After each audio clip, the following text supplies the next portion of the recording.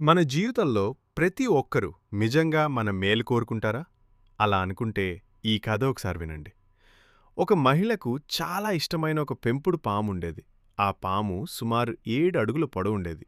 ఆమె దాన్ని చాలా ప్రేమగా చూసుకునేది. ప్రతిరోజు దానికి ఆహారం పెట్టేది, దాంతో ఆడుకునేది. కానీ ఒకరోజు ఆ పాము అకస్మాత్తుగా ఆహారం తినడం మానేసింది. ఒకరోజు కాదు, 2 రోజులు కాదు, కొన్ని వారాలు గడిచిపోయాయి. ఆమె ఎంత ప్రయత్నించినా ఆ పాము ఏమీ తినలేదు. చివరికి ఆ మహిళ ఆ పామును ఒక వెటర్నరీ డాక్టర్ దగ్గరికి తీసుకెళ్ళింది. డాక్టర్ ఆ పామును పరీక్షించి ఒక ప్రశ్న అడిగాడు.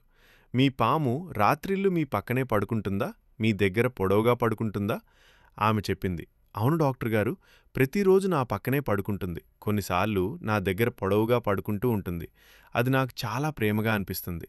అది విన్న డాక్టర్ గంభీరంగా చెప్పాడు, అమ్మా, మీ పాము అసలు అనారోగ్యంగా లేదు. అది మిమ్మల్ని తినడానికి సిద్ధమవుతోంది.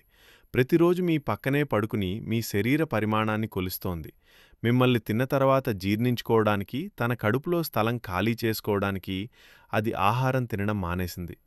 ఆ మాట విన్న మహిళ షాకైంది. తనకి ఎంతో ప్రేమగా అనిపించిన పాము నిజానికి తననే ఆహారంగా చూస్తోందని ఆమె అప్పుడు గ్రహించింది.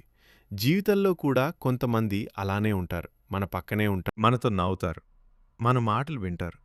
మన బలహీనతలు గమనిస్తారు. కానీ వారి మనసులో ప్రేమ కాదు.